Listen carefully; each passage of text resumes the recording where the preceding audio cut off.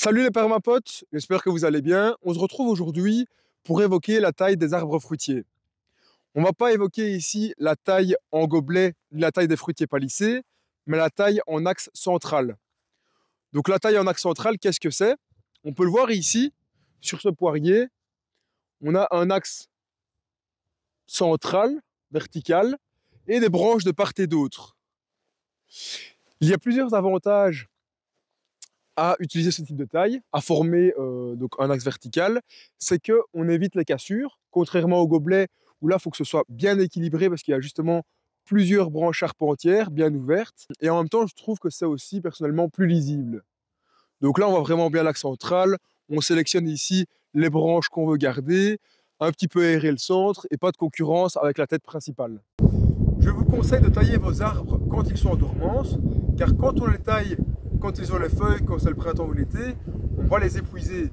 Donc il vaut mieux les tailler de novembre jusqu'à fin mars, voire début avril. Pour la liste du matériel, il vous faudra une escabelle, un sécateur, une pierre à aiguiser, une scie égoïne, une scie d'élagage, un vieux chiffon et de l'alcool à brûler pour désinfecter vos outils entre chaque arbre et éviter les maladies.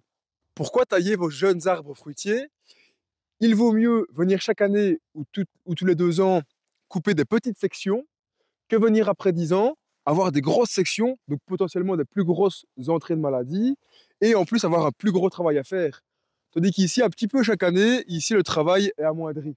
Les arbustes fruitiers comme le chalef d'automne, le ragouminaer, les groseilliers, framboisiers, etc., je vais plutôt les laisser aller en forme libre et pas privilégier un axe central. Ce sera plutôt enlever le bois mort, de temps en temps aérer un petit peu le centre, contrairement à tout ce qui est pommier, poirier, abricotier, pêcher, où là je vais leur donner ici un axe central et les former. Je vais tailler un jeune pommier. Dans ce cas-ci, on a 4 branches charpentières sur le même point. Le problème, c'est qu'il y a un risque d'étranglement, c'est-à-dire que l'énergie ici, donc la sève, va passer d'abord dans les 4 branches et moins ici au-dessus. Donc là, il vaut mieux garder 2 charpentières maximum sur le même point. Pour couper la branche, ne la coupez pas directement ici, du moins les plus gros calibres, parce que si vous la coupez ici, quand la branche va tomber, elle risque d'emporter un petit peu d'écorce ici. Donc il vaut mieux le faire en 2 fois. Donc venir une fois ici, puis venir un peu plus proche, sans couper le bourrelet cicatriciel.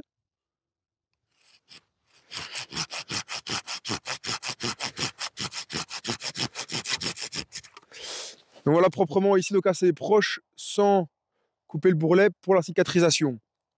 Donc là ici pareil, on va prendre la branche d'en face, toujours en 2 fois. On peut le voir ici, la branche a apporté un petit bout d'écorce. Donc là elle s'est blessée ici, mais c'est pas grave, on va couper là. Tandis que si on a coupé directement cette hauteur-ci, elle aura blessé le tronc principal. Ce qui n'est pas bon pour la cicatrisation.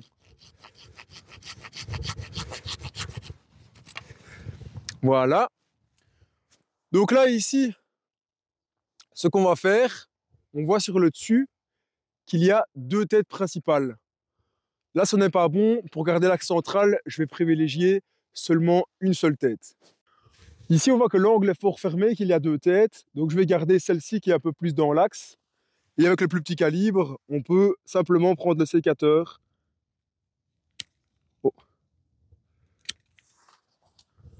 Et comme ça, on a une seule tête. L'angle est fort fermé aussi avec cette branche-ci.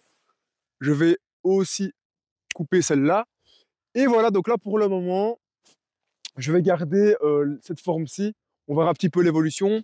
C'est pour ça que venir chaque année ou tous les 2 ans, il n'y a pas grand-chose à faire, mais il vaut mieux l'accompagner ici petit à petit. N'oubliez pas, entre chaque arbre, de désinfecter votre sécateur à l'aide d'un vieux chiffon imbibé d'alcool à brûler. Comme ça, on évite ici les maladies comme le plomb qui peut se transmettre ici à cause de la coupe entre chaque arbre. On va encore tailler un pommier. Dans ce cas-ci, c'est un peu le même cas de figure qu'avant. Donc 4 branches charpentières sur le même point. On va en garder 2. Je vais couper la plus petite au sécateur. La plus grande, je vais de nouveau prendre la scie.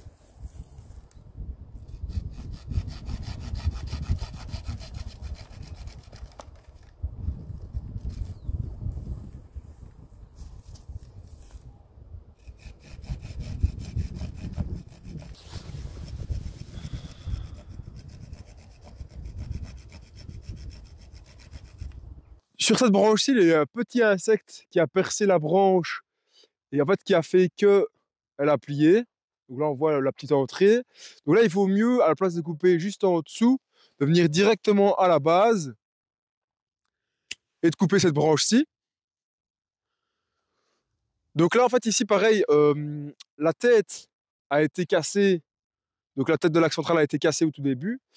Et il y a eu 3 rejets qui sont arrivés, ce qui fait que c'est déséquilibré.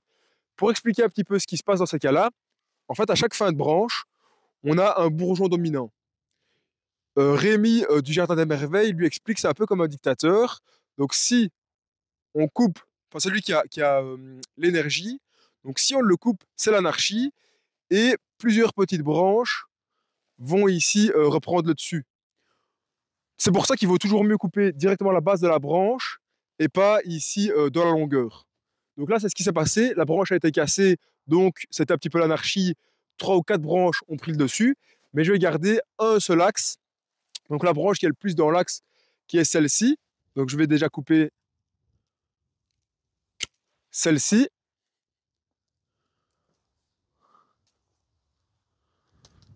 N'hésitez pas vraiment à observer, à prendre un peu des fois du recul et à comprendre aussi un petit peu l'angle des branches, aussi le plus tard aussi où est-ce qu'elles vont aller. Voilà, par exemple, celle-ci, elle remonte, elle va vers l'intérieur. Il vaut mieux la couper, sinon elle va venir gêner plus tard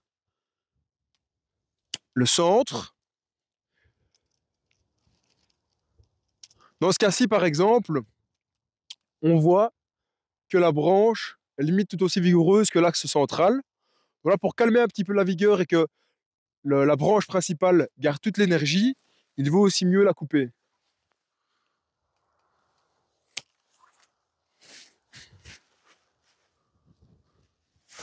Donc là, pareil, ici, elle va venir gêner à l'intérieur. Je vais également couper celle-ci. Et donc là, pour le moment, peut-être celle-ci aussi, toutes les branches qui se frottent aussi un peu comme dans ce cas-là, ça risque aussi de plus tard, en se frottant, blesser l'autre branche. Donc, il vaut mieux la couper. Et donc, dans ce cas-ci, on verra bien un petit peu aussi dans les années à venir comment est-ce que l'arbre va se développer. Mais là, voilà, on a vraiment un axe central et c'est déjà un peu plus aéré. Des fois, il suffit juste de couper une seule branche, comme dans le cas de ce pommier, où il y a aussi 2 têtes, ou du moins celle-ci risque de gêner et elle a un angle fort fermé. Donc, on la coupe et on n'a plus rien d'autre à faire. Nous sommes devant un prunier qui n'a jamais été entretenu, jamais taillé. Là, on voit vraiment un bel axe bien robuste. Donc, je vais couper tout ce qu'il y a derrière.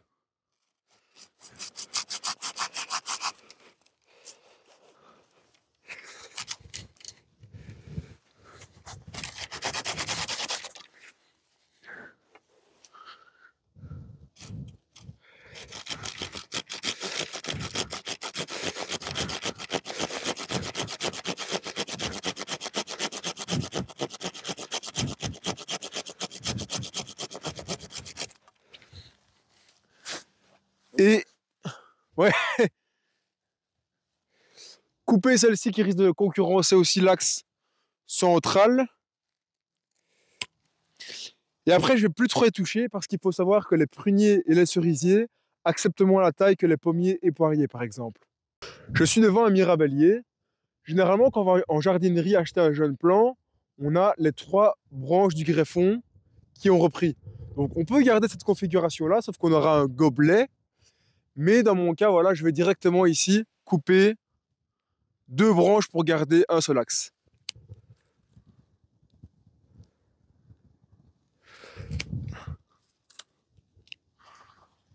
Des fois, quand on va en jardinerie, c'est vrai qu'on est content d'acheter voilà, un arbre bien touffu. Mais si on laisse toutes ces branches, ça risque d'être très compliqué pour la suite. Parce qu'ici, il y aura des étranglements, des cas d'écorce incluse. Donc, je vous expliquerai c'est quoi une écorce incluse après. Donc là, il vaut mieux aussi pas mal tailler et garder une nouvelle, enfin encore une fois, un axe central.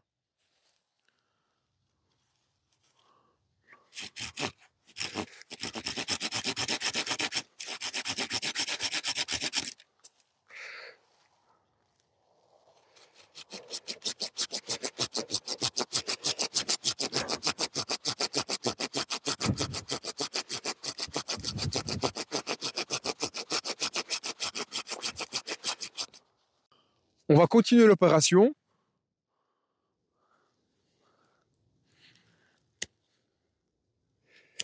Des fois, les angles de coupe ne sont pas évidents.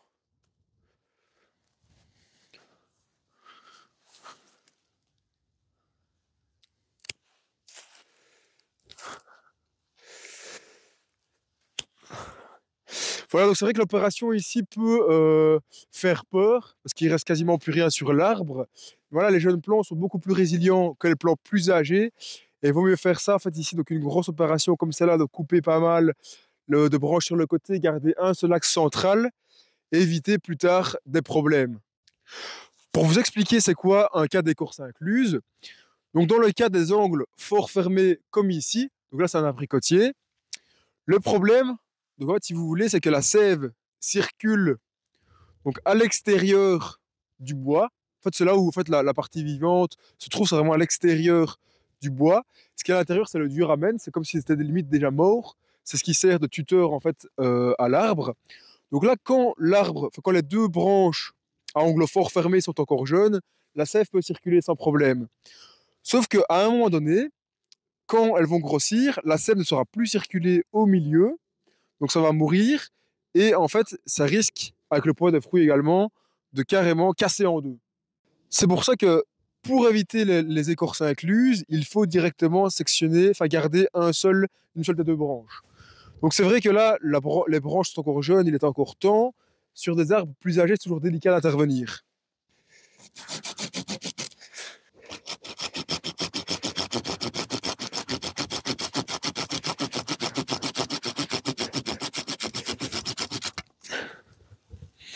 On peut appliquer l'axe central aux abricotiers, pommiers, pruniers, plaques miniers. Donc on peut vraiment l'appliquer à plein d'arbres ici. Là on continue la taille. Donc là pareil, ici on est dans un angle fort fermé. Il y a aussi des espèces fruitières ou des variétés qui peuvent avoir tendance ici à avoir des fois 3 rejets sur le dessus, à avoir des angles plutôt fermés. Donc n'hésitez pas à tailler. Dans tous les cas, l'arbre va se calmer, va s'équilibrer plus tard et à garder vraiment ici à chaque fois les bonnes branches. Donc là, ici, on est vraiment dans un bon angle, on va la garder. Mais les deux autres, c'est assez compliqué, donc il vaut mieux les couper.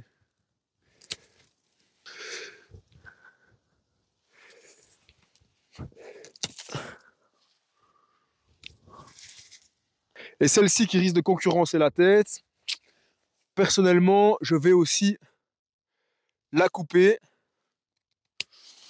Et donc là, on a un angle assez ouvert, on peut garder cette branche-ci, et de nouveau, un axe central. Nous sommes devant la plaque unique Virginie. Là, nous avons 2 têtes, je vais en garder qu'une seule. Là, ici, quand vous coupez, ne coupez pas donc, ici, par exemple, et laissez un chicot. Donc, un chicot, c'est un petit morceau de branche ici qu'on va laisser et ce sera plus compliqué pour la cicatrisation. Donc venez quand même ici plus proche pour couper, pour que ça puisse bien cicatriser. Je suis devant un pêcher. Là les 2 rejets du greffon ont été gardés. Donc là le problème c'est que l'angle est beaucoup trop fermé, qu'il y aura d'office ici, ça va être beaucoup trop obstrué. Donc je devrais garder déjà une seule branche sur les 2. Je vais sectionner celle-ci pour garder celle du dessus. Des fois l'angle n'est vraiment pas évident. Comme dans ce cas-ci, je vais aller petit à petit pour ne pas blesser l'autre.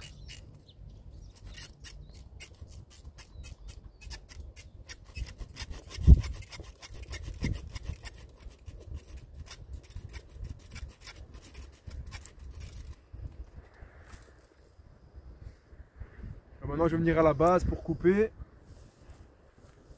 Donc oui, vraiment pas évident.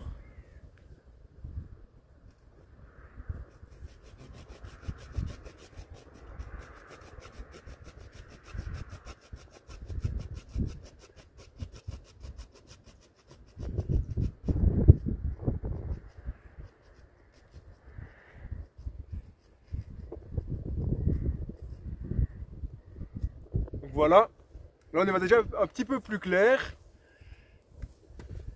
Je vais prendre mon sécateur pour finir le travail. Parce que donc là c'est vrai qu'on pourrait se dire oui c'est bien, c'est un peu plus aéré, mais j'aimerais vraiment bien privilégier celle-ci. Donc là pareil, c'est un peu comme ici, donc là on voit peut-être pas avec l'angle de la caméra, mais c'est très fermé. Donc là je vais couper. Je vais laisser tranquille pour le moment, mais plus tard, peut-être que je tirerai celle-ci aussi pour vraiment garder un seul axe. Quand l'arbre est planté en isolé, on peut laisser la couronne un peu plus basse. Donc la couronne, c'est là où vraiment le pied de l'arbre va démarrer, les premières branches. Sauf que dans le cas du jardin-forêt, c'est vrai qu'on a des fois des petits chemins sinueux, etc. Si je laisse la couronne de l'arbre démarrer ici, le problème c'est que quand il est jeune, ok, les branches ne se gênent pas, mais ces branches-ci, quand l'arbre va grandir, les branches ne vont pas remonter. Elles vont seulement s'allonger, donc elles risquent de venir nous gêner dans le passage. Donc ce que je vais faire dans le cas de ce cerisier par exemple, c'est que je vais remonter la couronne en taillant simplement toutes les branches en dessous. Je vais encore laisser une seule branche pour qu'elle puisse continuer et que les futures branches charpentières soient un peu plus haut. Comme ça on pourra passer ici, admettons, en dessous du houppier sans que l'arbre puisse nous gêner avec ses branches latérales. Donc simplement, je viens couper ici tout ce qui dépasse en dessous de la hauteur désirée.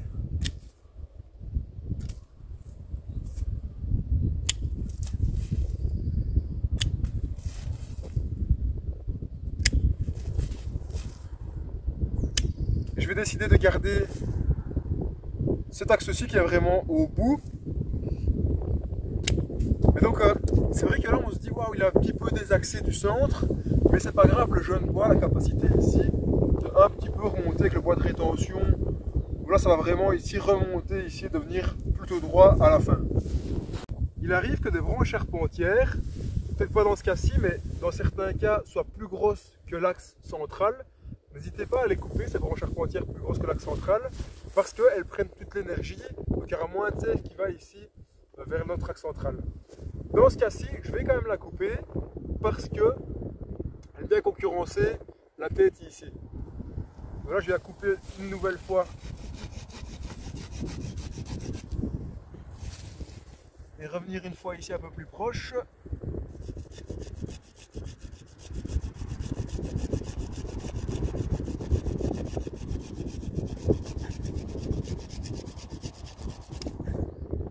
Voilà, comme ça. Je vais couper un petit peu aussi sur le dessus. Le bois mort, je vais quand même l'enlever. Le bois mort peut s'enlever à n'importe quelle saison. Et ici, je vais garder vraiment cette tête principale ici. Et en fait, voilà ce que j'expliquais. On le retrouve un peu plus haut. Cette branche-ci est aussi grosse que l'axe principal. Donc là, je vais la couper pour que l'énergie aille dans mon axe central. Voilà.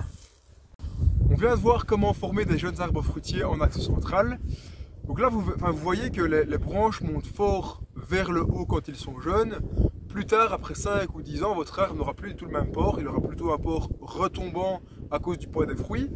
Ce sera plutôt une taille d'entretien. Donc ça, ce sera une taille qu'on abordera plus tard. Il faut aussi savoir que chaque élagueur de fruitier a une philosophie qu'il applique à l'arbre propre à lui. Donc il y aura limite autant de taille que d'élagueurs différents, même si le principe reste le même. Donc peut-être que vous ne serez pas d'accord sur certaines branches que j'ai coupées. Et en tout cas, j'espère que la vidéo vous a plu. N'hésitez pas à lâcher un petit like, à écrire un petit commentaire, à s'abonner à la chaîne et à bientôt les permapotes.